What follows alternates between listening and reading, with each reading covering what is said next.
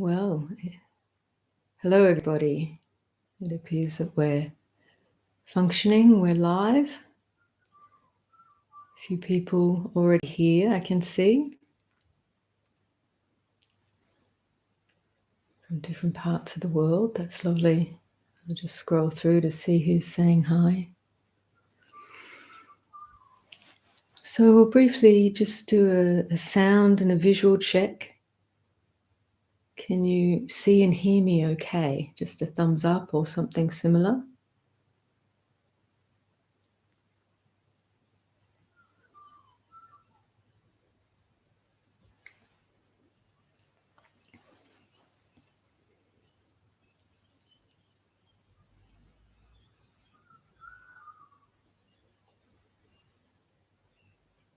Terrific. That's great.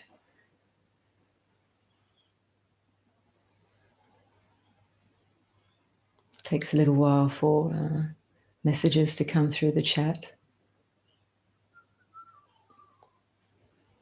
Thank you.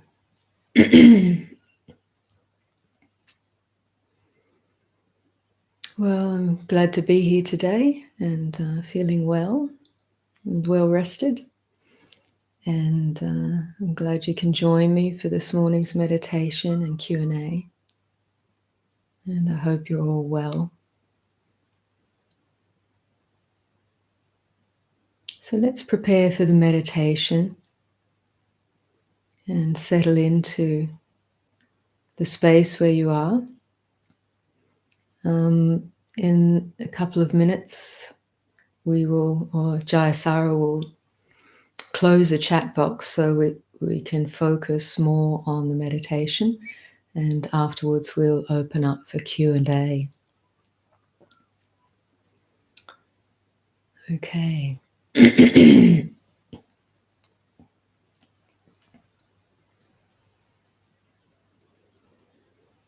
So just settling in wherever you find yourself now, whether seated on the floor or at your desk or on a lounge chair, or if you're unwell, you may be lying down. But wherever you find yourself, just begin to bring some awareness to your bodily posture.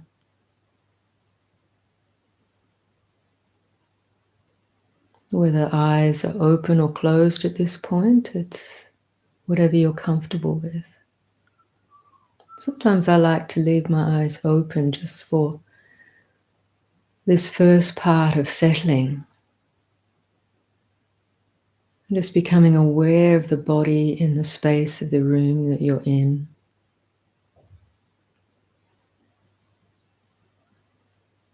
And it's not that we've been unaware of the body, but it usually is a bit more on the periphery of awareness when we're active, depending what we're doing, what we're involved in.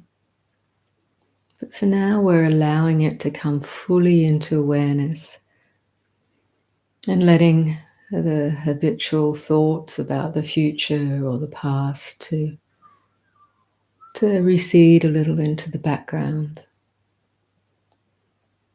Letting this present moment awareness of body come to the fore. And so that means your mind, your awareness naturally expands in the present to receive this sensory experience, bodily experience.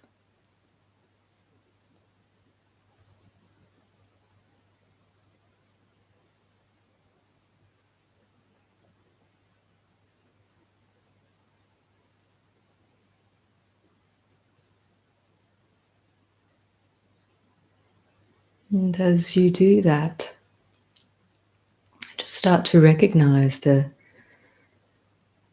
array of feeling tones that we experience as the body.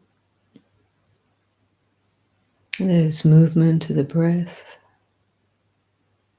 sensations of feeling the clothes that we're wearing, the sensations of feeling the weight of the body as it's pressing against the chair or the floor, or the cushion.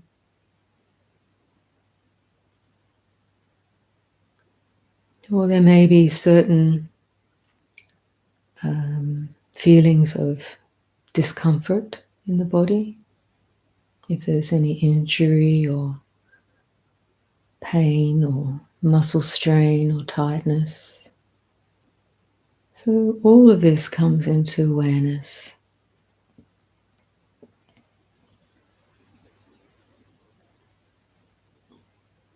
We can feel our heart beating, perhaps.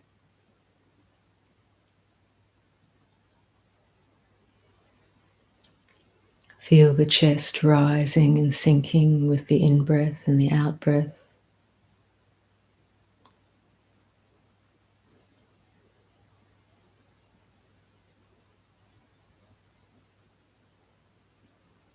And if there's sounds happening around us, we may become more aware of the vibration of sound as it appears and disappears in the moment. Just the sound of my voice, or the sound of the environment.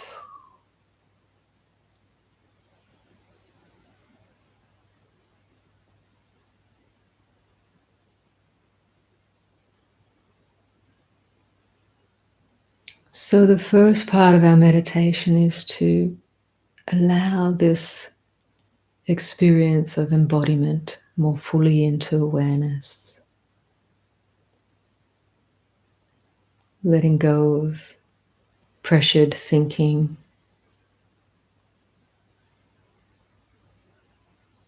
Thoughts will come and go, and some will take your attention. But the idea is to keep recognizing this body as it is felt in this moment, each and every moment, a changing experience. Like the changing flow of the water running through a riverbed. It's never static. We call it a river. But the water that makes up the river is a flow. Just like the sensations that make up what we call the body is a flow, an array of various sensations, processes.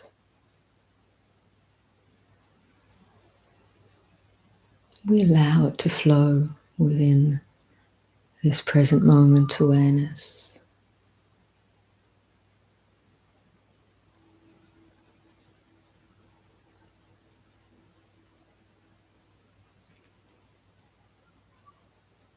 And to help the mind's attention settle more with that, we can perhaps center our attention around or anchor our attention around the movement of the breath as we feel it moving in and out of the body.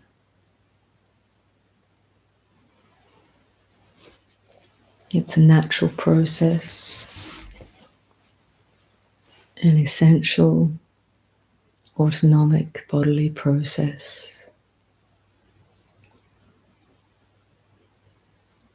We don't have to will it or force it or make it be anything in any way, but just be aware of the natural in and out breath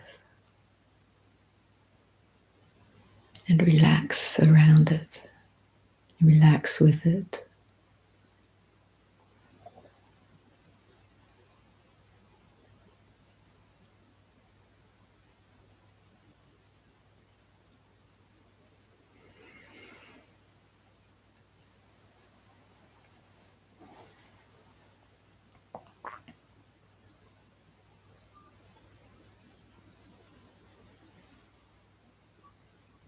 So after some time, you might feel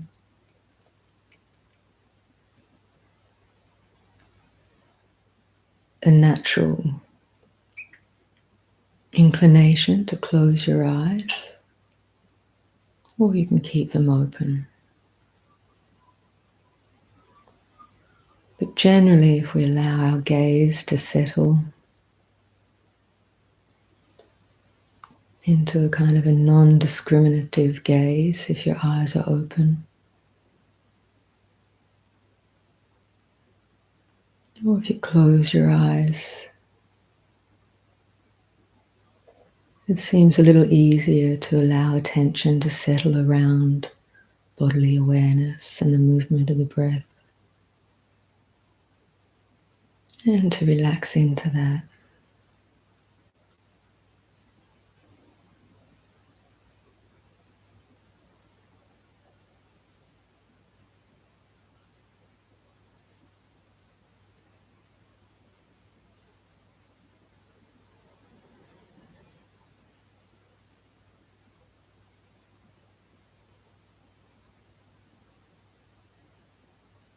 So there's a shift of attention to the feeling sensation of the body and the breath.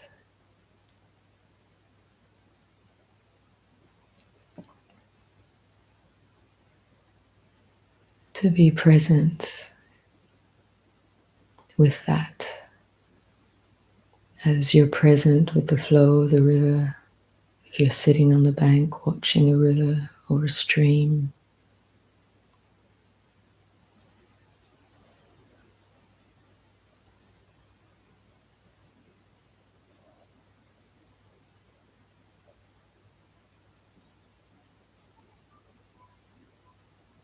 and for a while our habitual thinking will tend to pull our attention.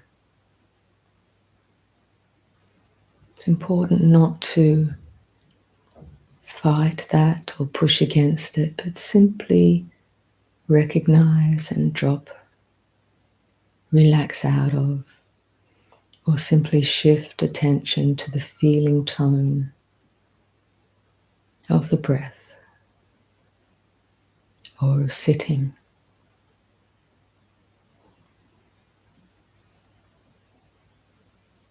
And thoughts disappear as quickly as bubbles on the surface of the water as the stream flows.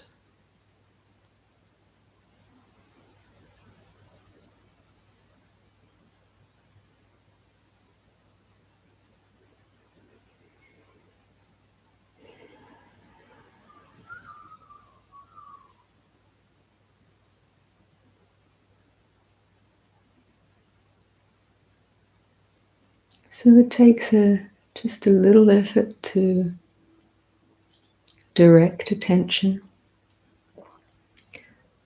but it shouldn't be a strong effort, a forced effort. It should be one of remembering to relax, just remembering, enough effort to remember, to be here,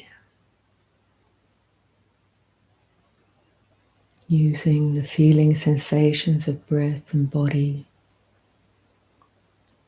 as a bit of an anchor to here and now.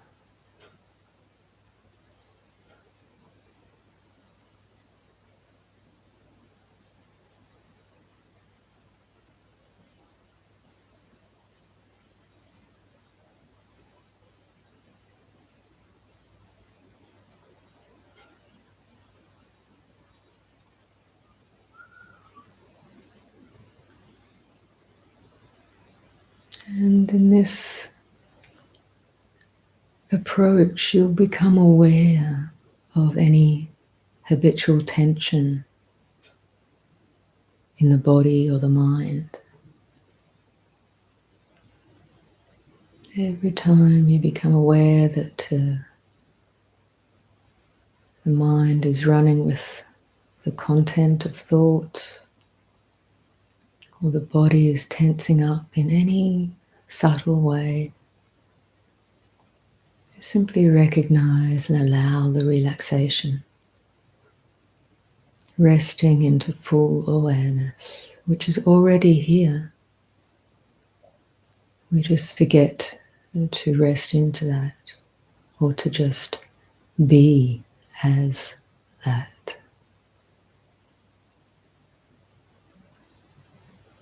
There's nothing else to do.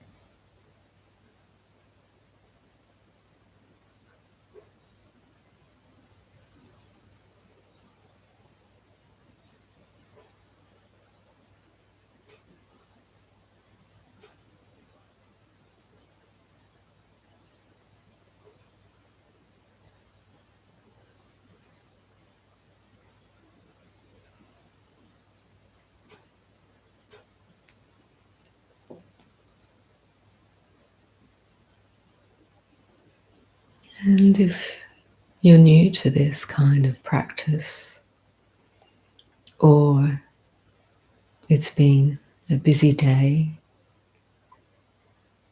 it's natural that your thinking mind will still be very active. Just notice that and recognize you don't have to get involved. You don't have to fight it. Just wake up to that movement of mind. Simply your practice is to relax out of that. To relax out of that. It's okay to let go of that. But don't make it into a problem.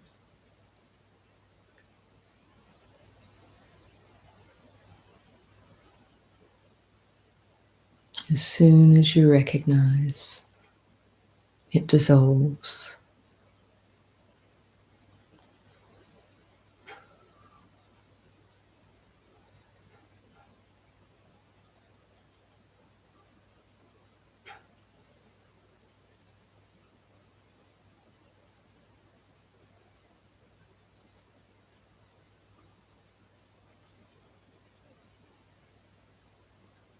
And we gradually learn to savor what this resting out of or letting go feels like.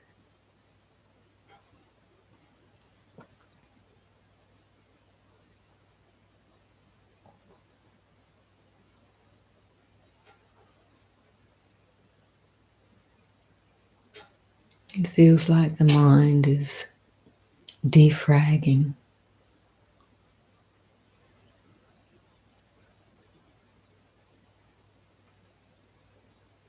coming more into a smooth flow.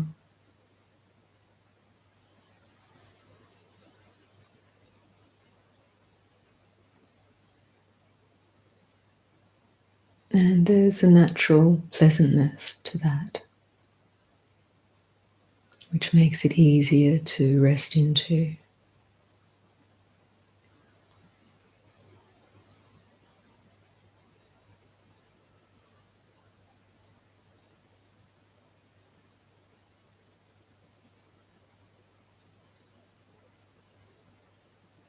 So the river of perceptions and feelings, sensations, still flows, but it's as if it's flowing in a wider stream with less rocks and things obstructing the flow, less noisy.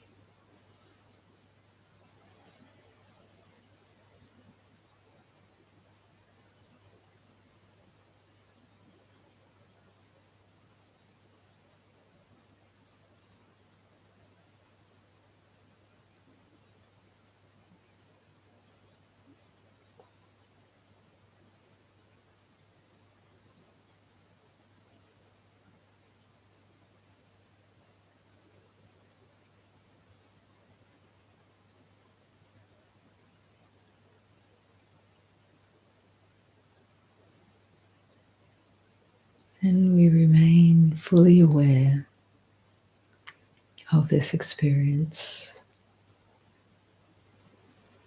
whatever is your experience, your present experience, whether bumpy or smooth. It can change in a split moment, a split second.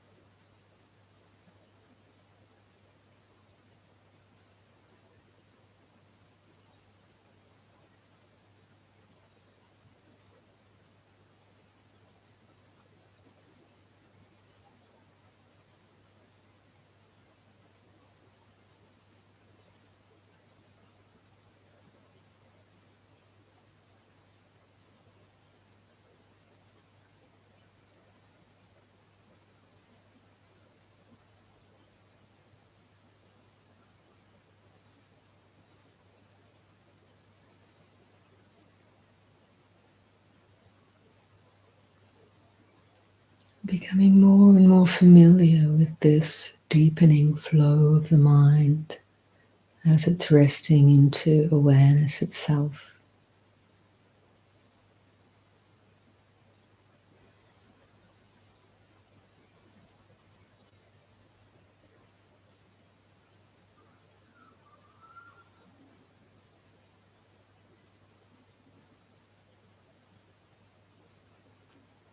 Really noticing the qualities of that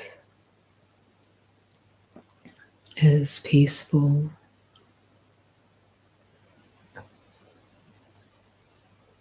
quality of relaxation, and appreciating that,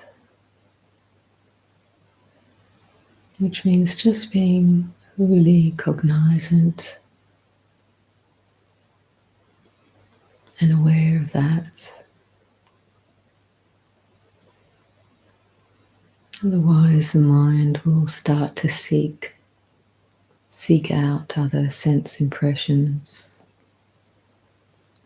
move off with a rising thought.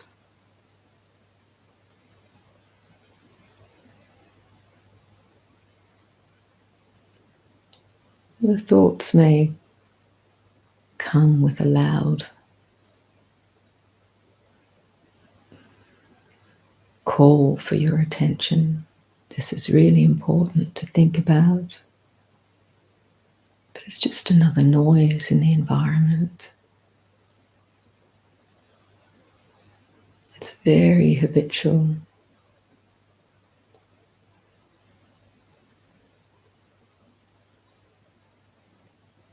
Very programmed, conditioned. And we fall again and again for the call of the thought wanting our attention.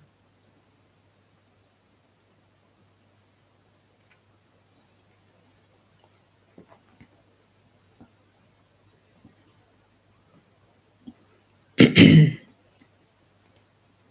you can just see that mental movement. It's just that, a movement in the mind, a pulse of energy. And if allowed, it'll just fade as soon as it arises.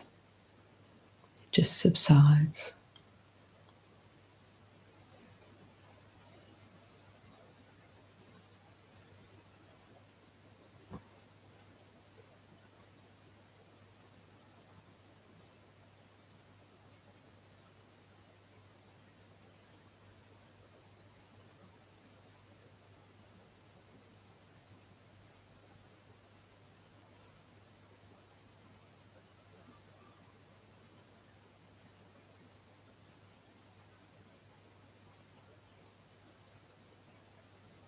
So as the mind and the body calms down,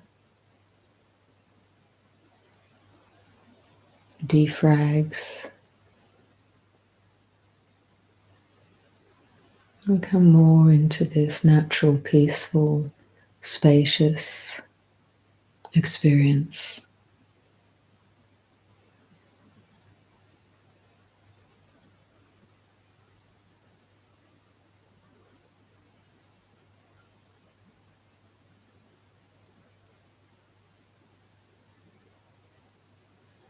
With a movement of perception, feeling, sensation. They're more subtle, less invasive or aggressive. Just subtle movements of body, mind in the field of spacious awareness.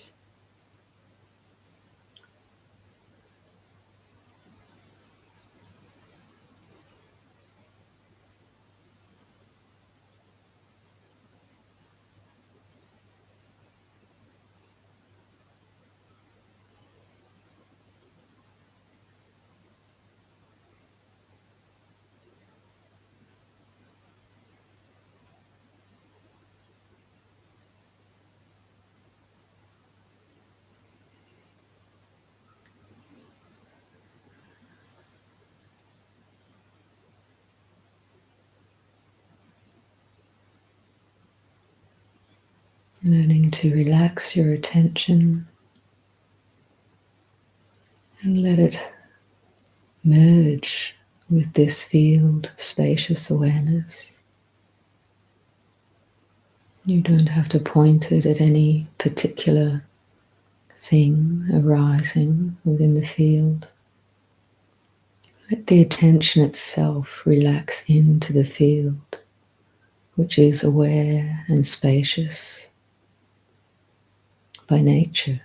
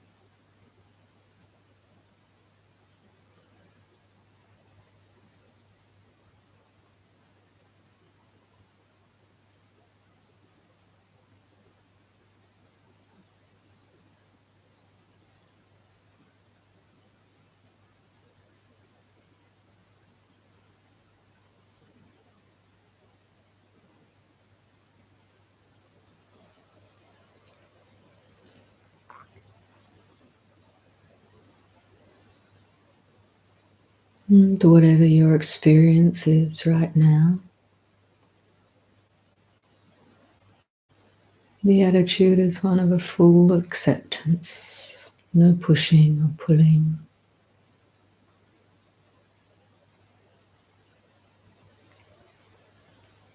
Perceptions, sensations, feelings, sounds, thoughts come and go as they will, whether gross or subtle.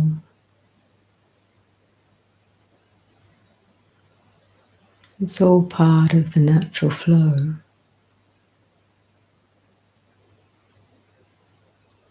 But we can recognize there's a way to be with this flow that allows a peace and a stillness in full awareness.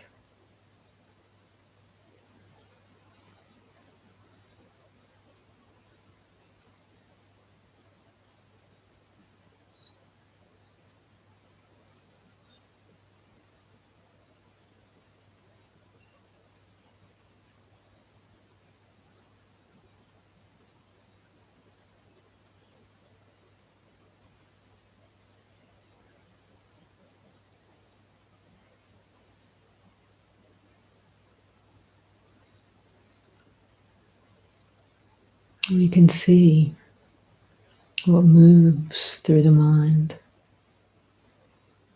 We can see the habitual responses of wanting, not wanting, liking, disliking, if that's still appearing. We just see that. And the mind, in its natural wisdom, comes to understand,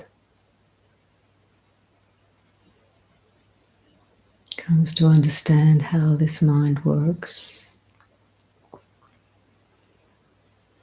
how it gets caught, how attention gets caught or is released.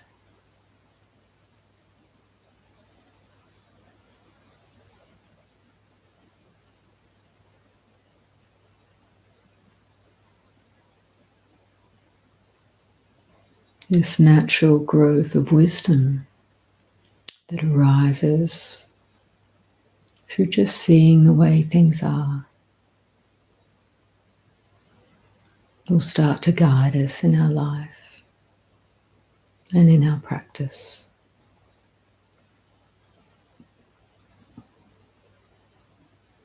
So gradually we learn to trust this process more and more.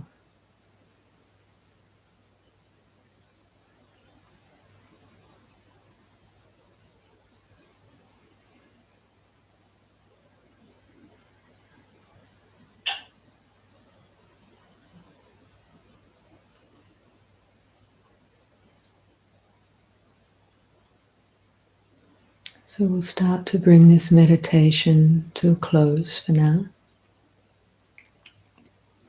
And in your own time, just coming back into this space, this shared space we have this morning or this moment. And we'll open up the chat box for questions very soon.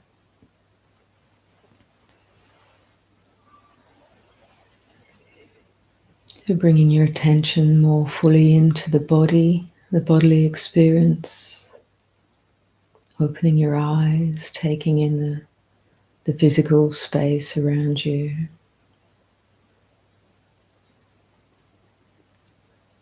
And just noticing how you feel mentally, physically, emotionally.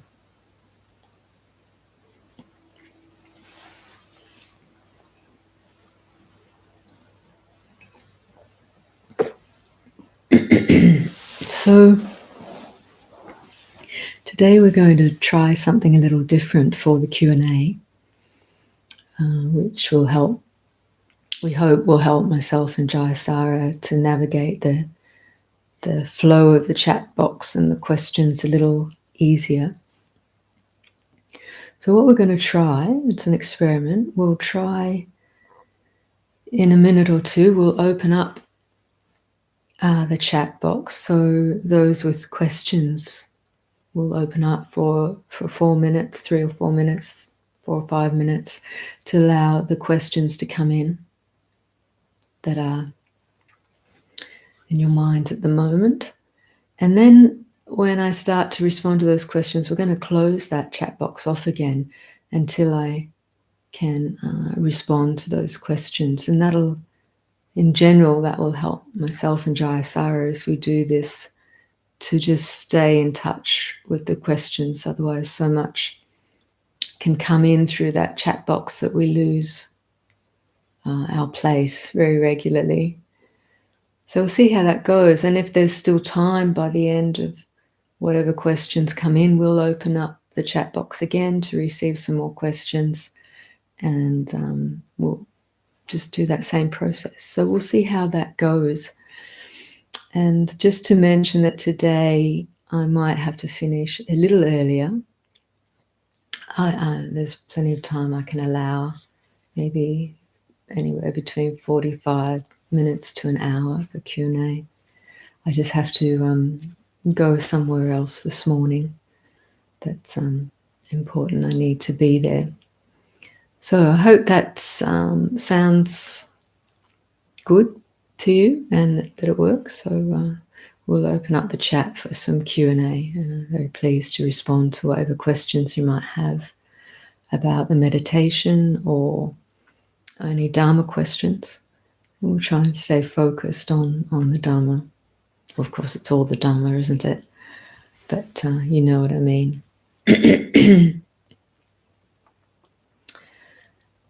So I know that there's a little bit of a delay between you getting your questions in and then arriving here on my screen.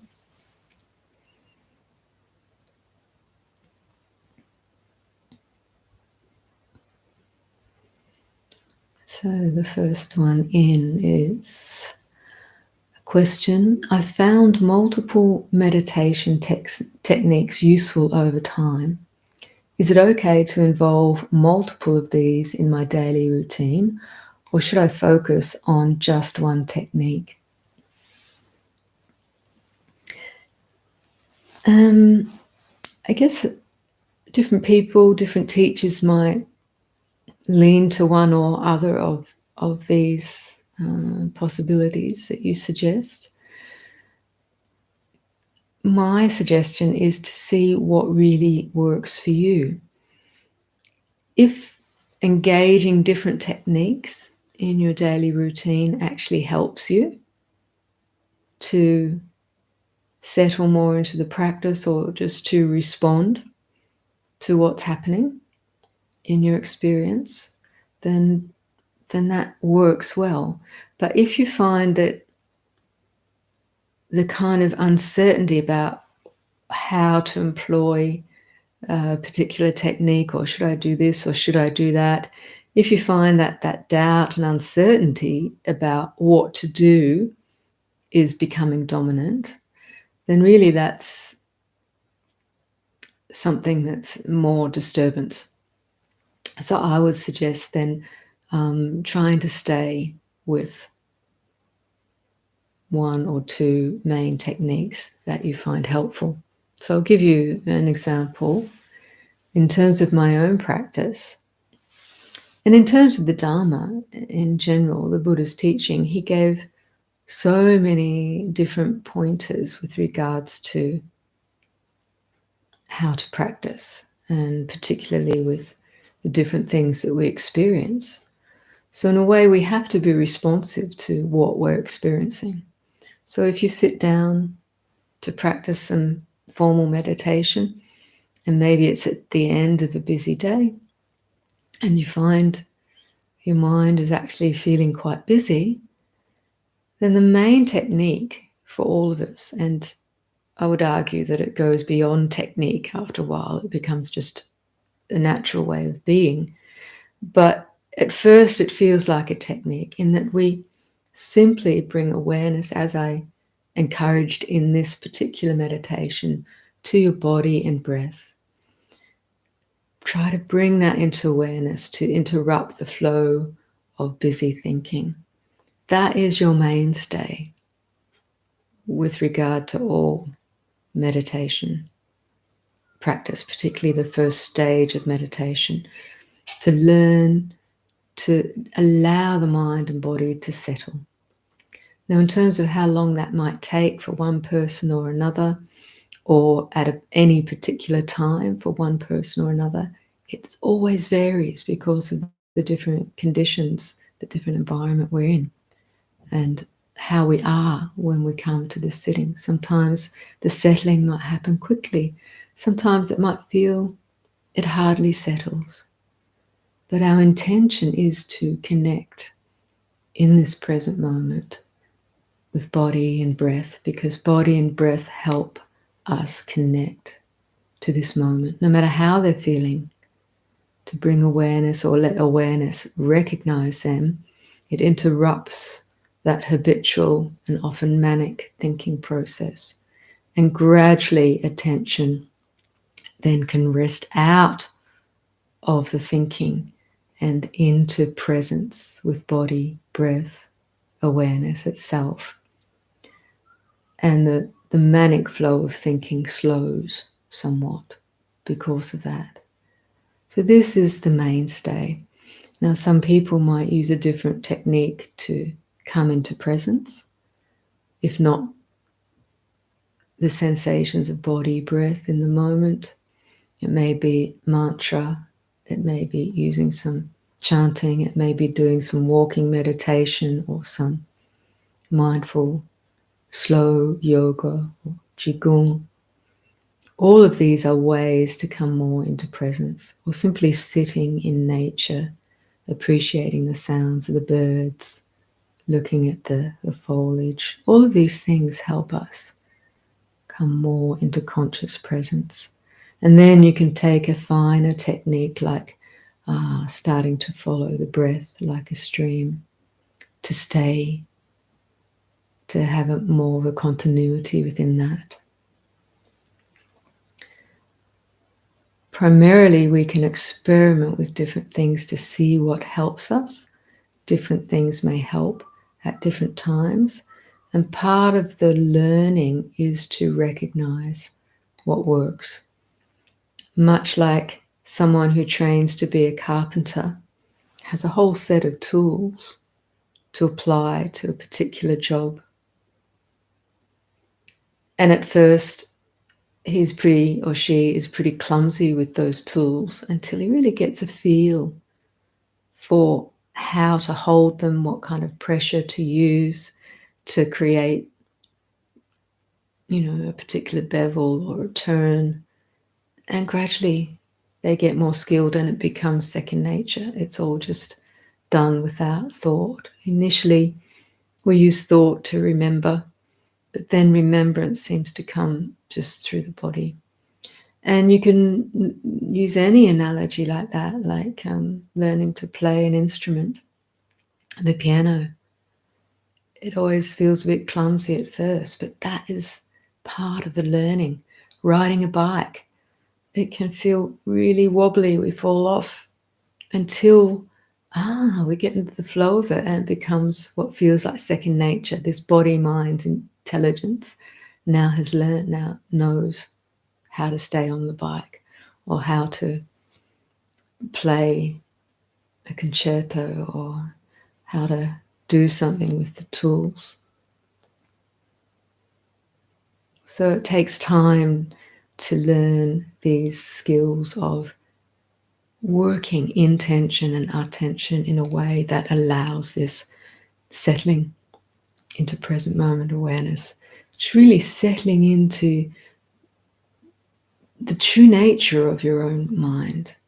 It's not that it's not there, but it's like we get stuck on the surface of the ocean where the wind's blowing by the different thoughts, conditioned thoughts, and stirred up energy. But after a while, we find how to rest. So I hope that's helpful. So someone says, I'm interested in becoming a monk, but this is a sudden interest and a radical one that's confusing my family, as it would.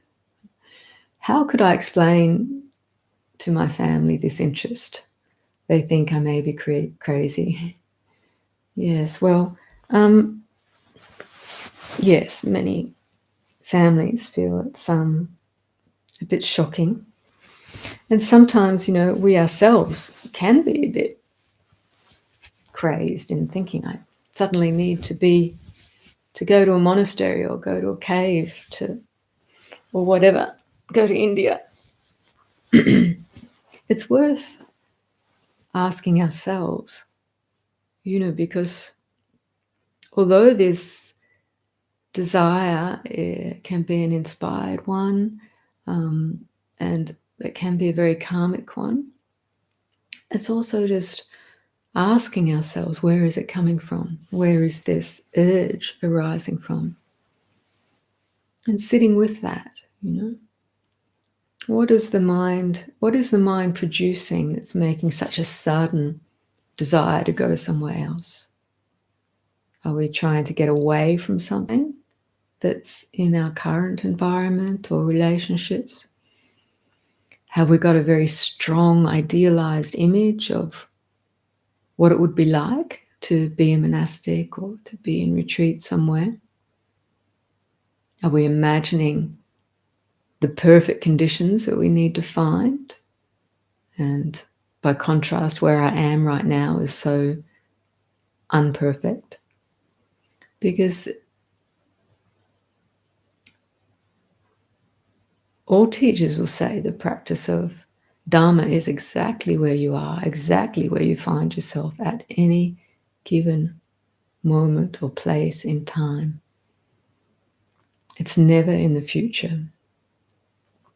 And our mind can be its habit is projecting into the future desire, a desirous image of what we would like, what would be perfect, what would be good. So I'm not saying you don't follow this inspiration or aspiration, but look in the present moment as to what's giving rise to it. Be fully aware of what that desire or urge is made up of. And then, of course, I know nothing of your situation or who you are, or if you've had any experience of all in terms of visiting monasteries or staying in communities and places of practice. If you haven't, this is the first step. Most people who turned up at the monastery when I was first a nun through the 80s and 90s, the people who turned up with ideas, just ideas and ideals of ordaining, didn't end up staying. The ones who turned up out of interest to just practice a bit and then realized that it's possible to take ordination, to stay, to do more, tended to be the ones who stayed. So it's very important. We can idealize a lot. So important to get a reality check, to visit and stay at different practice places first, to know what a monastic life is made up of, because it's made up usually of things very different to what we can imagine if we haven't experienced it. So that would be my advice to you, as it is to many people who have that aspiration, is just take a couple weeks out or a month out and go visit and stay at a place and just see how it works. Spend some time to get a real reality check on what a monastic life would be made up of. You may have already done that, And with regards to your family, it is important to take the time to share with them about your interest and aspiration in this life. because, you know, they do love you and are concerned for you, and quite naturally. So if you can, take the time to share with them what's going on for you, but perhaps to reassure them that you can get some experience first in these different communities or different situations before making any hard and fast choices. You can also, you know, help your family, if they're interested, come to know what the Dharma or Buddhism is about by, you know, sharing some links that, you know, have some teachings perhaps that would be simple for them to understand.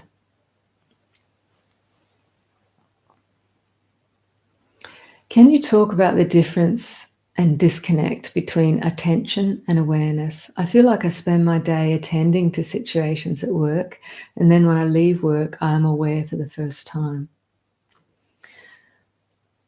Yes, well, yeah, perhaps just addressing that scenario. It's not that you haven't been aware, but you've allowed yourself to rest into awareness as almost like a meta-awareness, an overview. Whereas it sounds like when you say, I spend my day attending to situations, that's a focused kind of attention, like a beam of light focused on one thing. If you imagine a torch in the dark of the night, you can turn it to different places or objects and the light will be focused just there, but you don't see what's around it. It's not that there's nothing around it, but the light's just showing up one thing. So this is a focus of attention. We might even call that kind of a concentration or a one-pointedness. And then when you say at the end of the day, you feel like you've just, for the first time, become aware, I think you're able to let go of that particular focus to rest into more the field, which is aware, the field of awareness. And some people might describe this as a kind of a meta-awareness, which is a kind of an overview. And this might be the difference, to continue the analogy, the difference between some floodlights lighting up a whole area. You can see a whole lot of objects in the whole range of vision, maybe 380 or 160 degrees around you. So it's not just focused on one thing or a particular situation, but it's broad. And then within that broad field of awareness, you can notice particular things, and then attention, that's what we call attention, can go to a particular thing, starts to discriminate things within the field. So this might be one way of saying, talking about the difference between attention and awareness. But ultimately, attention cannot function without awareness. This is just different words we use really for perhaps different functions. And some people will use awareness and attention to describe the same function. So the words are very flexible. What we mean, what each person means by a word they use can be very different. So this can be confusing until we understand the nature of words and meaning and language. But in function, attention is directed by intention. So at work, you know you have to pay attention to this in order to perform this task and complete this set of tasks. So we're directing attention with intention as is needed. When you finish work, you feel as though you can relax, and then you become aware in a broader sense. Now that awareness is still there throughout your whole day, but you're really focused. And this is the difference between, one could say, concentration as a focused one-pointedness, and awareness as a boundless field of knowing. Sometimes when you're so focused in a one-pointed concentration, you're not noticing the boundless field or the source or the essence. But actually, When you open up that one-pointedness, the natural state is boundless awareness. But that attention at its source is nothing other than this awareness. That's what. So in that meditation I gave today, if you go back and listen, you'll hear me say as we get in the latter part, to learn to rest your attention into the field of awareness. That's its source, that's its own root nature. But attention is like this one pointed, directed movement to discriminate different things. And then when we don't have to do that, it can be relaxed. So this is the territory that we become more and more aware of, learn more and more about in meditation, that movement of attention and how attention can actually get hooked on habitual objects of attention that can cause pain or pleasure, or give rise to a sense of pain or pleasure, or we learn how to relax attention or allow attention to relax, to unhook.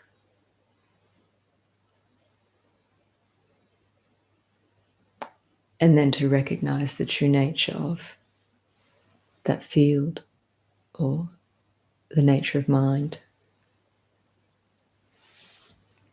That's one way of talking about it. So I hope that helps. So someone said the meditation was very relaxing. Appreciate the idea for the questions. Someone's asking about our caravan renovation project. Yes, it's ongoing, but we're getting there. It's looking good. I feel negatively about only seeing my daughter every other week after her mother left me. I experience self-loathing on the weeks I am alone. Any thoughts on this are welcome. Well, it's good that you're recognizing that. As I was saying to the question earlier regarding techniques, they have to, or ways of meditating has to be in response to the way things are. So for you in this place, if you're feeling this experience of self-loathing, this is the perfect place for arousing this quality of metta, or loving kindness, more strongly. Kindness towards yourself. Kindness, love, and compassion. Now that might sound like, or feel like it's so far away when you have this experience of self-loathing, but it's not at all. It's actually just on the other side of the recognition of this feeling of this self-loathing feels. What does it feel like? It can feel heavy. It can feel enclosed. It has qualities of sadness or grief, feelings of pain. It's actually not one thing. It's made up of a lot of different feelings and sensations. Those feelings, and they condition thoughts, and those thoughts condition more feelings and sensations. So becoming aware of what you call self-loathing, inquire into it. What's this made up of? What are the actual sensations, feeling tones and thoughts? Because it is a particular stream, this thing we call self-loathing. It's made up of thoughts, feelings, perceptions, memories, ideas. Don't be afraid of it. It is your experience in this moment. If you simply say to yourself, can I breathe with this feeling in this moment? Just for one full in-breath and out-breath. That is the beginning of kindness, compassion for this experience. And for the one who is experiencing it, this openness. It's okay to feel this, breathing in and out. And if you do that, you will notice a shift. And notice how you can breathe with it and be with it, and it is changing with that kindness, that attention, that non-judgment, no longer pushing it away, but opening up to it. You'll find that well of kindness, compassion. And let that expand to encompass your perceptions of yourself, of your daughter, of your daughter's mother, your ex-partner. Encompass all of it with love. You're not really separate from her. You may not be in the same space physically so often, but your heart is so connected. All of us are so connected. So we actually cut ourselves off with our thoughts, our perceptions, our misunderstandings, our mistaken view of the way things are. And that can compound feelings of isolation. And any feelings that are unpleasant, we can get overly focused on and try to resist them, which is a kind of a binding. Resistance keeps things in play, such as this unpleasantness. If you're able to bring mindfulness and awareness to that, that is the letting go and the transformation. So I encourage you to listen to, I've got a series of short guided meditations on our website called Embodying Awareness and Kindness, which will guide you through how to do this. So I encourage you to go to our website, vivekahermitage.com, look under Resources tab, Guided Meditations, and you'll find those there. So I hope that helps. I know it will if you're able to do that. And allow those negative self-talking thoughts, negative self-talk to, don't believe it. It'll bring up memories, old perceptions, ideas. You don't have to believe them.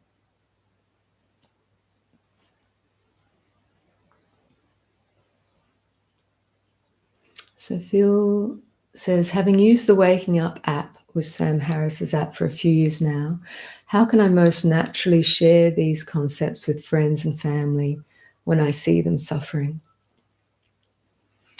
Well, as you know, as a user on the app, you can actually share access to the app with your friends and family. You can send them a link and they have access to the app for a whole month for free without signing up.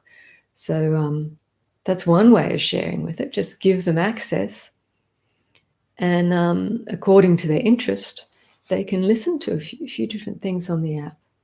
You may have to say, hey, I'm going to share something with you. It's for free. You might find, and share I think you can share particular meditations or talks that you think they might relate to as the ones that you could recommend they listen to first.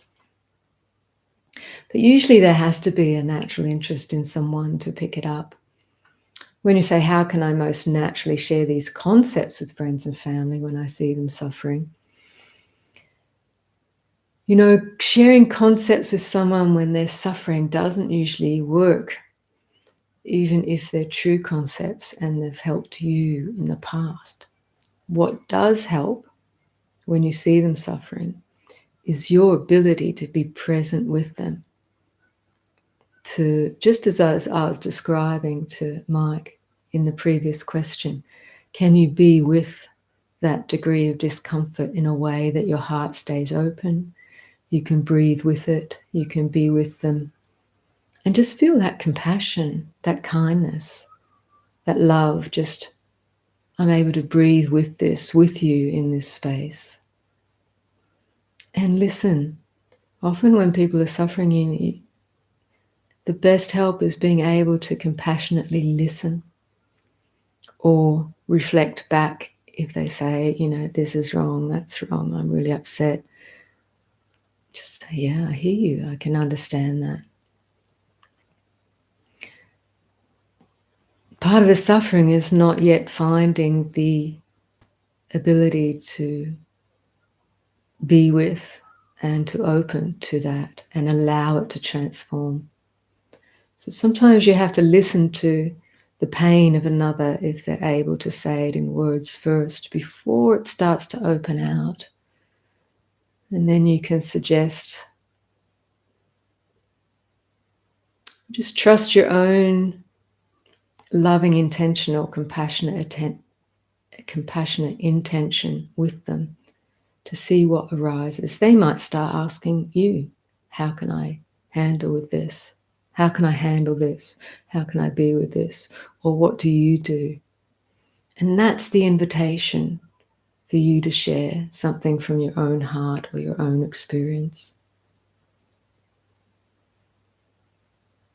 And it may simply be the truth of how to breathe with and be with suffering, how to recognize that thoughts are impermanent.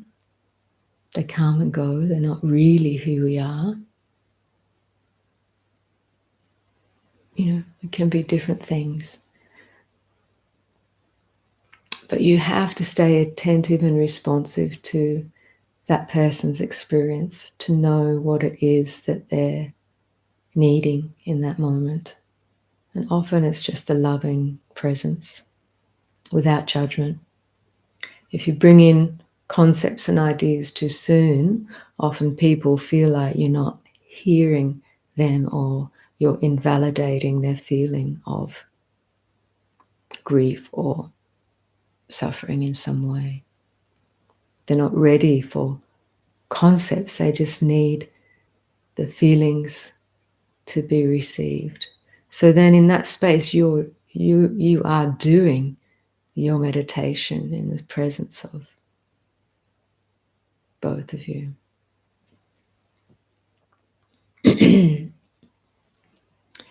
So Alex says, the mind of an arahant does not produce intentional karma any longer. How does an arahant navigate the world without intentions arising, but still participating with wise actions and directed attention? Yeah, so it takes an arahant to know another arahant's mind. So I am not there. However, I can share with you what I've understood through the texts, how it appears the monks in the early scriptures, the monks who were liberated, who are arahants, and the Buddha himself were able to function, because functioning is quite natural. So yes, they're beyond producing, apparently, beyond producing any activity, that karmic activity that will result in rebirth. So it doesn't mean they become inactive. They're still very responsive to situations, people, environment, and their attention or their responsiveness is directed by this just well of wisdom and compassion. And it's natural. It's not necessarily something that has to be thought about. It's not necessarily a learned activity. It's the natural response of compassion in any given situation or to any given person that a liberated one is able to respond. But all these liberated ones have different personalities and different conditioned factors of body and mind. So, the degree to which they can respond or not respond differs. Yeah. So some people's scope, some arahant's scope of wisdom is far greater than others. And this is just because of previous qualities that have been developed. So the fact that they're liberated doesn't mean they all have exactly the same capacity to respond with wisdom and compassion. That is still somewhat dictated by the conditions of this body-mind. It doesn't affect the liberated experience. So, for example, the Sammasambuddha, or the perfectly enlightened Buddha, is said to have developed all the great qualities, the paramitas, to their full. So the depth of that person's, or that liberated one's, wisdom and compassion is vast. So the Buddha, Sakyamuni Buddha, Gautama Buddha, was able to teach so many different kinds of people with particular teachings that were able to help people wake up, because he had such a vast scope of wisdom and compassion. So being able to direct attention and particular teachings, because it was just naturally knowing what would be helpful. But even in that case, he couldn't help wake up everyone who came to him. Some people didn't wake up with a teaching of his and walked away. Or some people woke up to some degree and not a full degree. And he often said that was due to the karma, obstructive karma of the person listening, whether they were able to wake up fully or couldn't understand at all a teaching that was offered.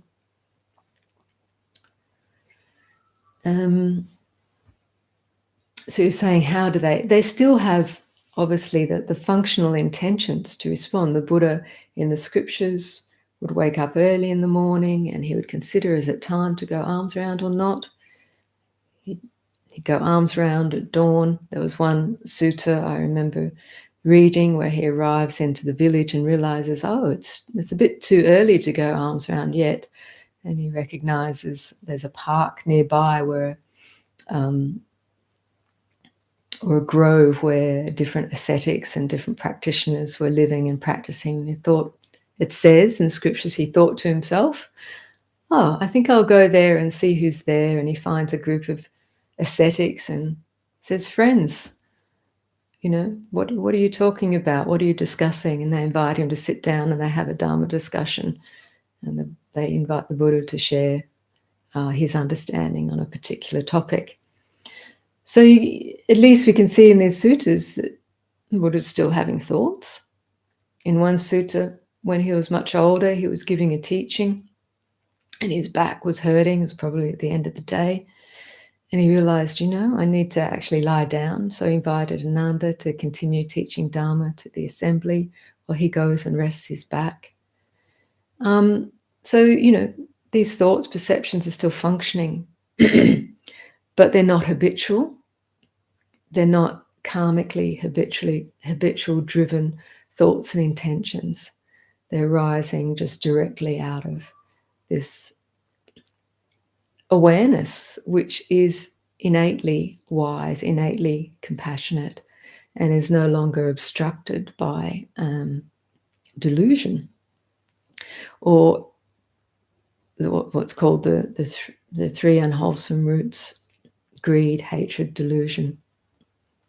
And another interesting thing is, after the Buddha was enlightened, there's a couple of suttas where Mara, the personification of delusion, Mara, appears to the Buddha and tries to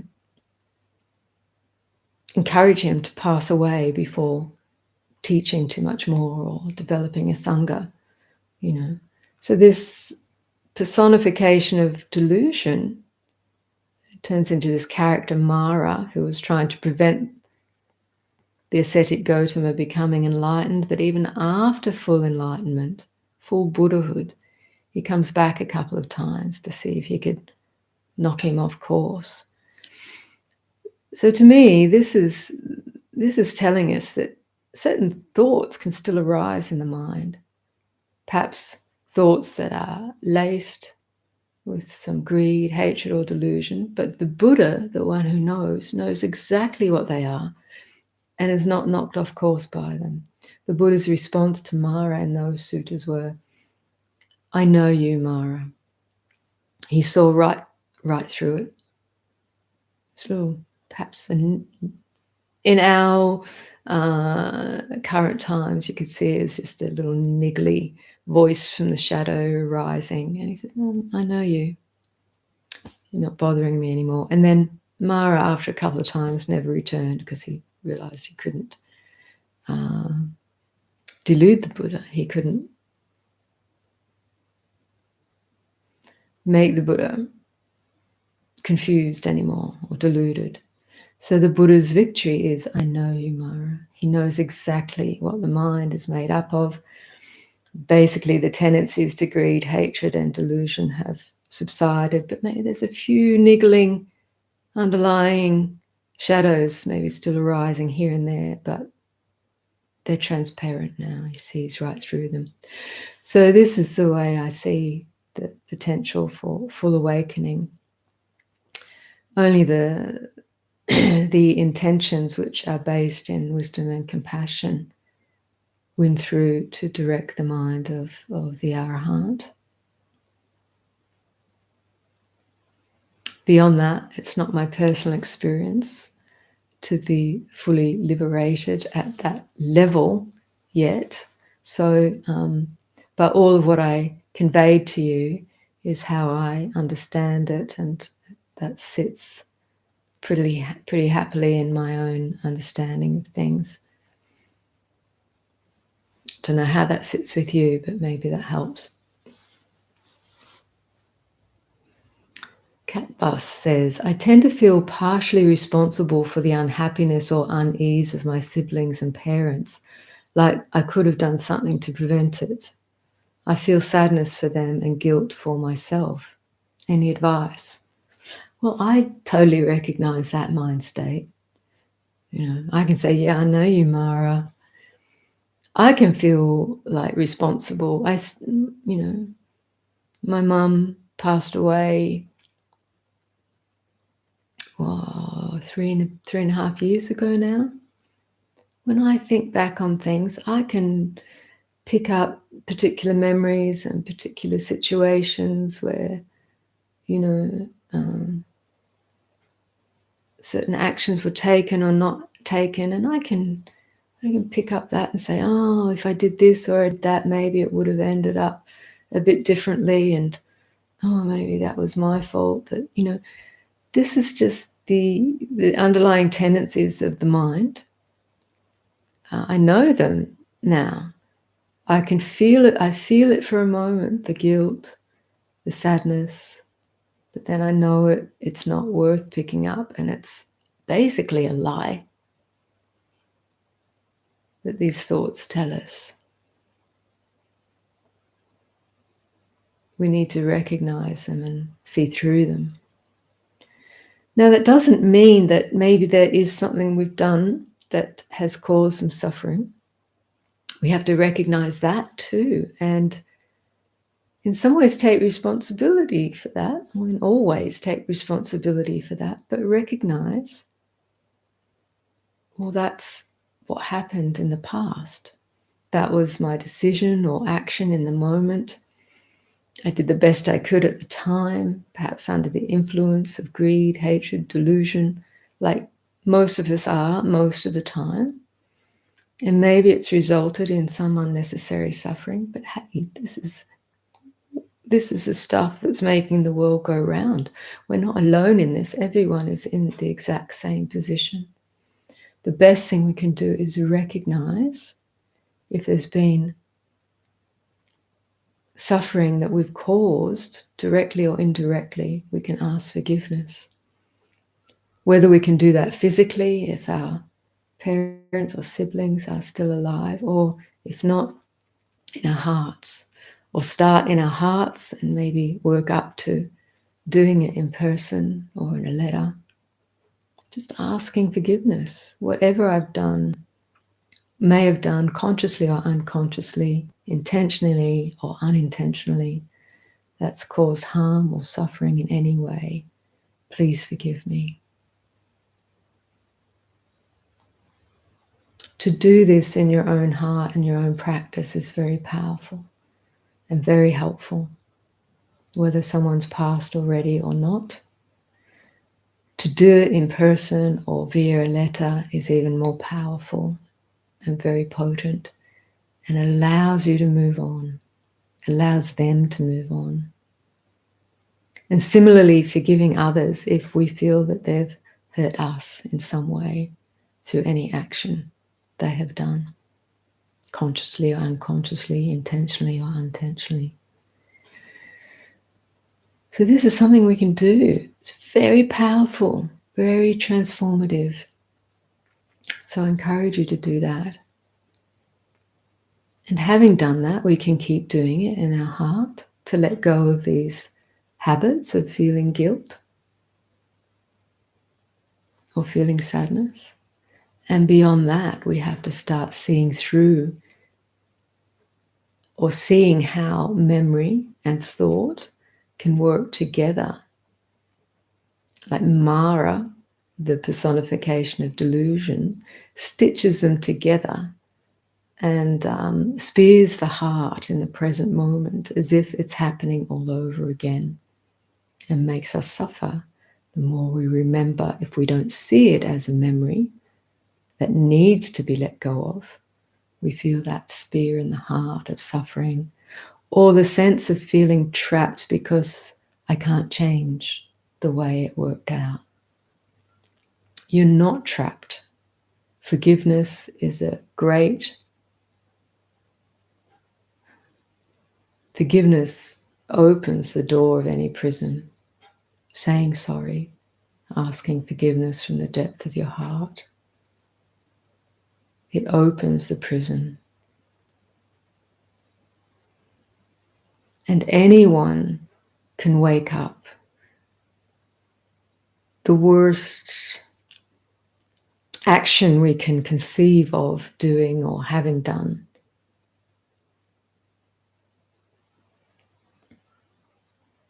it doesn't erase the Buddha nature of your own heart. The fact that you can wake up and release your own mind and heart from any prison. Realize the truth of that. That at the depth of your own heart is this boundless wisdom and compassion. So let me just say once more, there are those people who blame themselves and take on guilt upon themselves, and there are those who tend to blame others. So those of us who collapse inwardly and think, I'm responsible for everything, or those who blame outwardly. It's you, it's God, it's them, it's the government, parents, whatever, who didn't do the best for me when I needed it. So each of us might have different tendencies to blame outwardly or blame inwardly. But at the root of that tendency to blame is what? It's an unpleasant feeling that we haven't yet been able to open up to. We're trying to get rid of it by pushing blame out there or pushing blame in here. But that just embeds it. It does not get rid of anything. As I was saying before, it's only the can I breathe with this feeling as it is that allows things to start opening up. And that same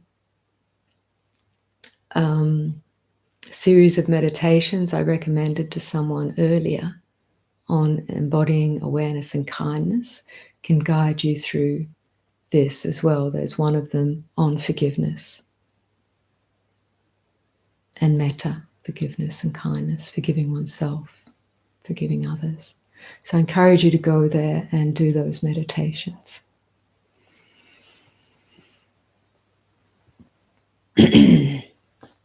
Eric says, cherishing the underlying pervasive field of consciousness arrived in the meditation on enlarging the river and a seeming slower, calmer streaming of that river, full of the sparkling reflections.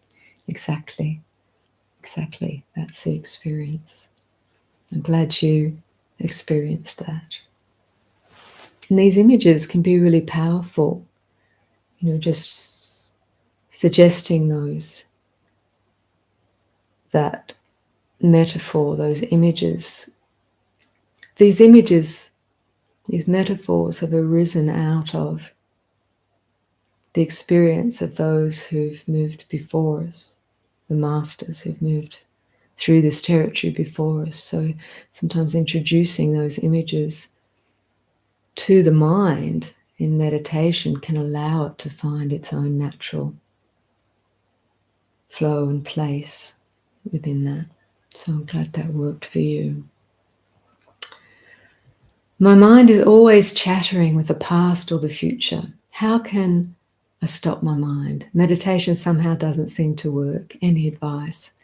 So if you go back and listen to the meditation I gave today in this stream, like I said, you can't stop it. And if you try to stop that chattering, you're just supercharging it. And you're just getting into more of a struggle. So this is one of the hardest things to learn in meditation, but one of the most important things. Whatever energy we put in is going to be reflected. So when you say you want to stop the chattering mind, that's coming out of aversion, because I don't like it, I don't want it. I have this idea of I need to slow the mind down, I need to calm the mind, I need to get peaceful. These are ideas, and then we try to make it happen. Now, yes, this is coming out of the words used in the meditation guidance, but we're grasping it perhaps in a way that's not, it's like learning how to use those tools. The apprentice carpenter, you watch the skilled carpenter do it, and you grab the same tool and you've hacked up the piece of wood that you're supposed to be carving this leg out of. We just need to take time to learn how to work those tools. So we need to take time to learn how to recognize the power of intention and attention and the subtle movements. Learn how to open the mind to its experience in the moment without creating aversion, aversive response. Where does that aversive response come from? A feeling of pain or discomfort, an unpleasant feeling tone. We're conditioned to not want it and push against it. So we need to start to see this happening and how it happens in our own experience. Yes, there is this sensation, it's unpleasant, the body-mind contracts around it, and we push back. This is just kind of how the body-mind is conditioned. But when we recognize that with mindfulness and awareness and say to ourselves, how can I relax? Don't push. Just see, thoughts come. It feels like this. It feels like that rough, turbulent stream with lots of rocks in it, very noisy. So what do we do with that experience? We ask, can I just breathe with this as it is? We're letting go of the wanting and not wanting. It's just like this. It feels like this. It's unpleasant. Yeah, it's unpleasant. Can I breathe with it?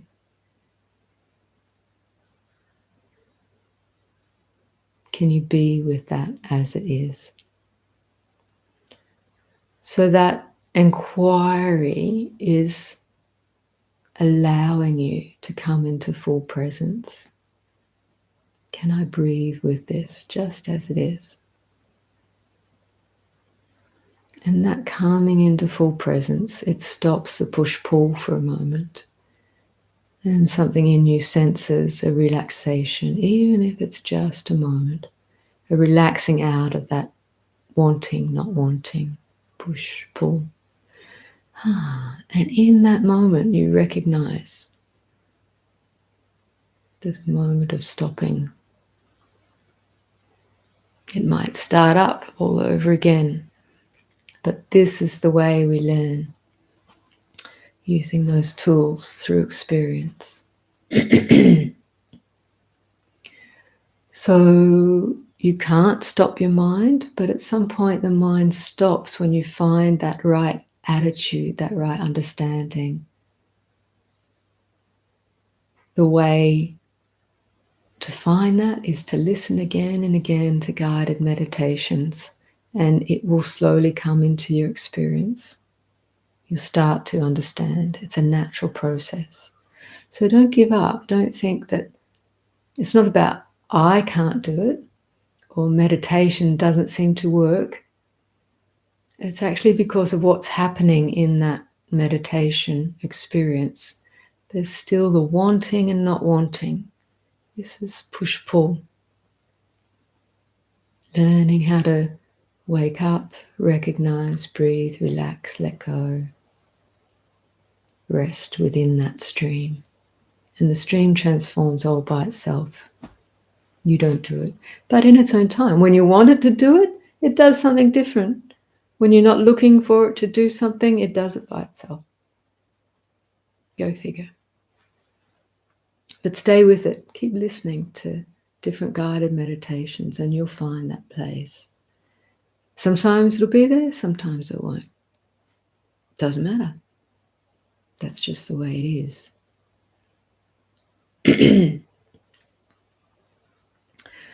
Okay. So it's 8:35. There's one last question here. So I think I'll make this the last question for today because as I mentioned, I need to go and be elsewhere pretty soon. So, but we'll have more time at another occasion. So Diego says, I have a question regarding two types of meditation. One is like Advaita style, like resting in awareness, and the other is like focusing on my breath. How can I organize my practice to do both? How can I organize my practice? Do both? Okay, so I'm going to mention here again, if you go back to this meditation I gave in this stream, you will hear how I've guided people using both of those. So it's helpful, it can be helpful to start with the breath, because usually when we come to meditation, the mind will be running with thoughts. So to help relax out of that mental stream, we want to connect with body and breath. This is the basis mindfulness of body, first foundation of mindfulness. It's a real learning how to settle. Resting into awareness is a much more subtle, recognizing and resting into awareness is a more subtle thing to recognize than body and breath. So it's often easier to do that once the mind is settled and calmed, to start to recognize awareness itself and rest more and more into that. And then as you become more familiar with that process, you can recognize awareness from the get-go more and more in your daily activity and in meditation when anything is occurring. So I generally do both myself when I'm in formal practice, just help settle the mind and body with recognizing body and breath, and then opening into awareness itself.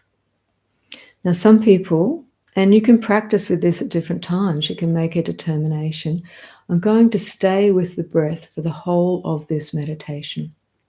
So you learn to refine your attention more and more with just noticing the breath. As the mind settles and body settles, the breath becomes more and more refined and subtle. So you stay with that. Practice just to stay with that as your meditation object becomes more and more subtle. but stay with that. So that's one way you can stay with that. And sometimes you might lose a sense of the breath sensation, that it's not coming, going anymore. It might just feel more osmotic.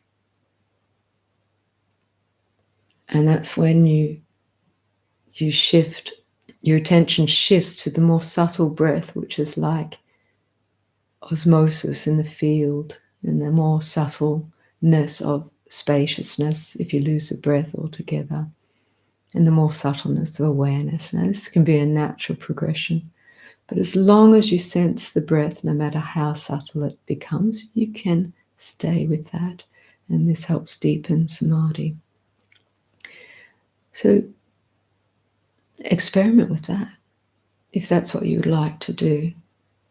And then in other meditations, or indeed at any particular point in time in your life, you can recognize awareness itself, because it is ever present. You just learn to recognize it more and more. So you can choose how to develop your practice. And some people will have more of an ability in concentration or mindfulness, or that resting in awareness. Each of these streams of practice end up meeting at the one place anyway. So, Reverend Dulles says the answer to self-loathing was very helpful, brought to my attention that I've been running from my own self-loathing for years. Thank you for the skills to turn and face it. Indeed, yes, we will all find dimensions of that within ourselves, because this is the conditioned human mind. But there's a way beyond. So thank you all so much for joining today, and thank you so much for your attention, your openness, and thank you for your questions, which allow the response of the Dharma for you all to benefit. And I'm 100% certain that all of your questions, those who ask questions, related for everyone can relate to those questions and the responses. This is the human experience. So I'll leave you for today and wish you all well.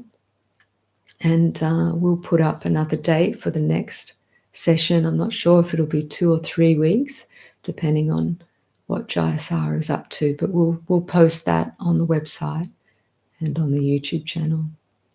So thank you all. Go well. Keep your heart and mind open, and trust in the deep wisdom and compassion which runs deeply in this stream, in this river, in this ocean of mind. Take good care. Bye for now.